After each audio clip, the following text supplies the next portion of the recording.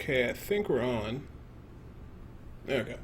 Hey guys, Debo here. A lot of people have been actually messaging me, inboxing me, and then asking me about how I feel about the whole development process of how certain builds can be around for a while and then, get a lot of different changes, be good, and then basically get changed dramatically overnight and end up being at the bottom of the barrel. I'm not going to spend too much time on this. We're going to be straight and straight to the point. This problem doesn't only pertain to witch doctors. Now, there's a difference between a set that is broken and a little bit too strong, and a set that gets molded into being a very solid set and getting one that gets changed because or gets nerfed indirectly and makes a good set that was doing pretty well bad, and then another one where it's just too powerful and it changes the whole way you play the game and it needs to be changed or nerfed out because it doesn't really reinforce the building blocks of good fundamental gameplay. So good examples of this is the Jade build and the Tickling Changes build. The Jade build started from basically something that used to be very sloppy, not very well knitted together. The dots used to be able to crit or not crit, and you used to have to look to see if the dot was critting before you harvest to maximize your damage. A lot of the fundamental things of that build weren't that great. A lot of people thought it was a little bit too powerful, but that's because we didn't have higher level content. We didn't test a lot of different things. So just in general, the Jade build started off a little bit shaky, but they ended up making certain little changes to it. They made it so the dots, they're more dynamic, or I don't want to say no if I say dynamic, but let's just say that they made the dots so they don't crit anymore, but the critical percent chance and critical damage calculate into the equation. Good change of life, made the set a little bit stronger. Then they started, putting weapons and doing different things that would work well with the Jade build, and then we started learning what was going on, and then ancient items came out and made the Jade build a little bit better. And then we started getting the gym upgrades, and then we start using cooldown reduction so we can keep spirit walking and doing what we needed to do and maximizing the damage of the Jade, which eventually it came down to having high amounts of cooldown reduction so you can keep continually harvesting next to the enemy, like haunt, harvest, and just keep spirit walking over and over again, because between the Grave Injustice synergization and with the cooldown reduction and everything like that with spirit walk, you can actually be invulnerable for a little bit of time, and as long as you had the right amount of monsters and the right little bit of RNG and fish pretty well, Jade was actually able to be pretty successful because he can get right in there, and it really thrived off of doing good damage to high mob density maps. So as long as the elite was next to a bunch of mobs, you can just keep infinitely harvesting, because every harvest you're killing a certain amount of trash mobs, resetting the cooldown of your harvest, and you can take down elites and do pretty well. And it did take a little bit of time to actually kill those Greater of Guardians, but with the introduction of the Belt of Transcendence, that would have made a big difference and probably pushed Jade to the next level, because Jade would have had a good sustainable damage on the target. Not to mention they changed some nice things on the Jade build for like the two-piece set bonus that makes it for, I got it right here, make sure I can say it correctly, the two-piece bonus that makes it so that when you haunt, it lands on an enemy, it does 10 seconds worth of haunt damage, altering the damage, doing different things like that. But the biggest thing that ended up destroying the whole Jade build and how it functioned was that they nerfed it so that you cannot spirit walk. If you look at the little gray area, if you look down there, spirit walk doesn't start its cooldown till you come out of it, which means you can't be in spirit walk, use Grave Injustice, kill some enemies, reset the cooldown, and spirit walk again before you fade out, thus making you invulnerable from anywhere from prolonged times of 10, 15, 20, 25 seconds to even 30 seconds I've seen. And that dynamically killed the whole build.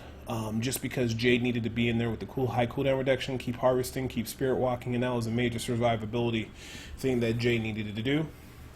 Now, with the current changes to certain things, like how the skill they have it for the Swampland Attunement, for Jade is pretty much you want to have the Spirit Vessel. You got to have that. You got to have Grave Injustice for the most part. And you really do have to have Gruesome Feast and then, creeping death. So that's 4, and then maybe for your 5th one you could do Swampland Attunement or something. But Basically, that one change to the whole build killed everything. So this is an example of Blizzard investing a lot of game time into developing a set, making it very good and building it up, only for basically nerfing one of the core mechanics of the build and thus destroying the whole build. I think now with the Kanai Cube and some alterations, you could probably easily get Jade up to 55, but Jade should be doing easily. It should be doing up to the numbers of 65, I think, because it's a set they invested so much time into. I'd like to see it at that level.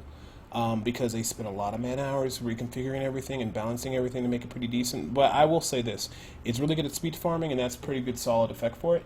Outside of all that, that's a good example of when, you know, they spend so much development time on something and then it just comes crashing down, and now you look back at Jade and you're like, well, what was the point of developing all that time towards a set that instantly just got kind of walloped over one patch?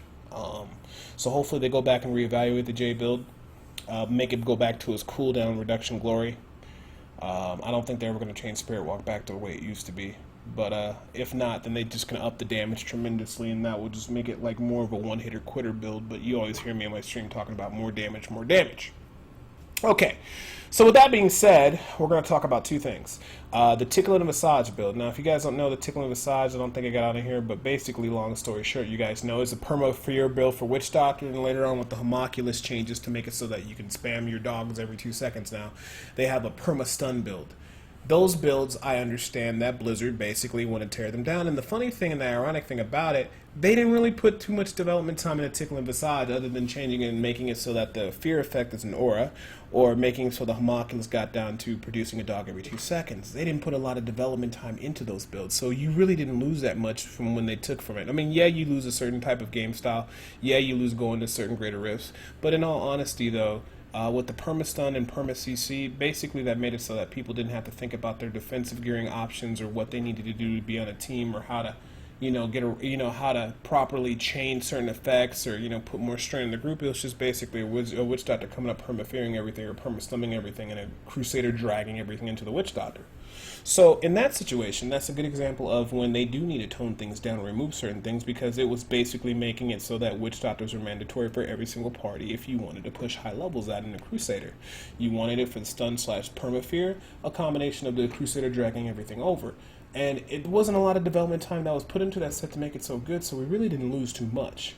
So, when it comes between two different sets, if I see that Blizzard's been developing a set for a very long time, crafting it, making it better, like a Zuni Mouse or a Jade build, for it to be to the point where it's not top tier, I think that's a waste of time, and I don't like that kind of design habits, because you don't want to see a set that's been crafted and molded and changed the skills to reflect this and make it all fantastic, and you look up and you change one thing and you kill the whole build when it was doing very well before. I don't like to see that. However, if you have certain builds like, perma-CC, perma-stun, or things that don't make too much sense and it's too ridiculous and it totally changes the gameplay of how everything works, because it did, then those things should be removed. Like, I don't know about 0 DPS Crusaders too much. We have to wait to see how they're doing, but I know definitely for Witch Doctor, the perma-stun and the perma-fear was just needed to go. Unless you're going to give it to like Wizards and some other classes so they can do their own version of perma-fear and perma-stun, but I mean, it kind of defeated the whole purpose when you're getting the higher level greater rifts, and it's just, you just sit there, and you just sit there and perma-fear everything, and then or perma-stun, and then everybody else just kills the monsters. So I mean, that's those things needed to go, but the Jade build, hopefully they return to it and they boost it up the way they needed to. But that was just, like I said, a quick video. A lot of people ask me how do I feel about certain sets that are developed and certain sets are getting nerfed. And like I said, a good example of sets that get nerfed that don't need it to is the Jade, and that was indirectly, and they need to go back and buff that up or reevaluate that. And a good example of a buff or a build or a certain type of set build or whatever that got nerfed that needed to get nerfed was the Tickling Visage, or the homunculus using the perma-stun for the dogs, or using the perma-fear with the Tickling Visage. That needed to go. Zuni's in a good place. They developed that for a long time. Zuni's finally doing really good, especially with the Carnival. Carnival developed really well. But, Carnival, Jade and Zunimasa, or basically Zunimasa Carnival, have been in the game for a very long time. Those builds should be towards the top. because there's been so much development time invested into them. Helltooth and the Crier set will have their day in the sunshine, but those need to be on second priority as compared to those two sets because there's been so much manpower spent into those sets. Tickling Visage, Permastones with a Homunculus, hey, they can go anytime because not too much time was invested. But anyways, those are my 2 cents. Hope you guys like the videos. How do you guys feel about everything? Make sure you guys like, subscribe, and leave your comments down in the section how you feel about, what sets you might feel that, were working well and then they undermined everything, and then other sets that might, they had like no development time, no manpower, and they're just items that were just so good that it just changed how gameplay was, and you're happy to see it go, or you think it should need to go. Anyways, as always, my name is Debo, and I hope you guys enjoyed the video, and I'll see you in the next one.